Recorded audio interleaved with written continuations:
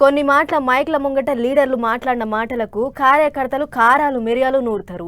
కాలు దూవుకుంటా పడి పడినోళ్ళ మీదికి బర్తందుకొని ఉరుకుతారు. ఆడికి పోయినాక అవతలోళ్ళు ఊకుంటారా? వాళ్ళు కూడా తిరగబడతారు. ఇంకేముంది, వాళ్ళకు వీళ్లకు పొట్టులాడాయి, నెత్తులు వగులుతాయి, నెత్తులు లాలుతాయి. కానీ ముందుగాల మాట్లాడిన లీడర్ సాబ్ మాత్రం పురుసత్తుగా ఉంటాడు. ఇక గీడ కూడా అదే అయ్యింది. ఇప్పుడు వాళ్ళ ఆఫీసుల మీద కీళ్ళు, వీళ్ళ ఆఫీసుల మీద కాళ్ళు. తెలంగాణలో షేయి పార్టీ వాళ్ళకు పువ్వు పార్టీ వాళ్ళకు నడుమ పొట్టు అవుతుంది ఇప్పుడు కయ్యం. మొన్నో నాడు నన్ను ఎమ్మెల్యేని చేస్తే ప్రియాంక బుగ్గల లెక్కనే రోడ్లన్నీ నున్నగా చేస్తానని ఓ పువ్వు పార్టీ లీడర్ అన్నందుకు మా ఎంపీ మేడాన్ని పట్టుకొని గంత మాట అంటారా అని మస్తు కోపానికి వచ్చారు షేయి పార్టీ కార్యకర్తలు. పువ్వు పార్టీ వాళ్ళ ఆఫీసుల మీదకి లడాయికి దిగిర్రు. ఇటు పువ్వు పార్టీ వాళ్ళు ఏమన్నా తక్కువనా, వాళ్ళు పోయినాక మేమెందుకు పోవద్దు అనుకున్నట్టున్నారు కావచ్చు. అందుకనే వాళ్ళు సుత కయ్యానికి కాలు దువ్వినంత పని చేసిర్రు.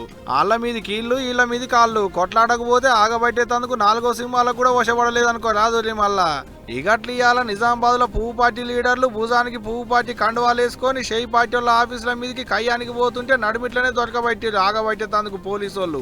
ఇంకేముంది, దొరికిన వాళ్ళను దొరికినట్టే గీ తీరుగా బండ్లు వేసుకొని తోలకపోయారు స్టేషన్ కు.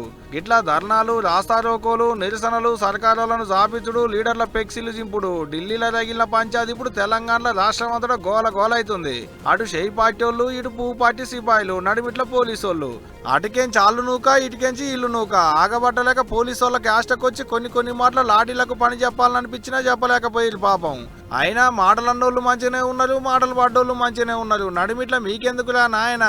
ఆయనేమో అక్కడ మంచిగా పబ్లిక్ లో తిరుగుకుంటా ప్రచారం చేసుకుంటుంటే మీరేమో ఇక్కడ పోలీసు వాళ్ళతో తన్నులు తినబడుతుంది. ఇది ఎక్కడే ఆగం, వీళ్ళ ఆగం సల్లగుండా అని అనుకుంటున్నారు ఈ ముచ్చటలకైనా పబ్లిక్.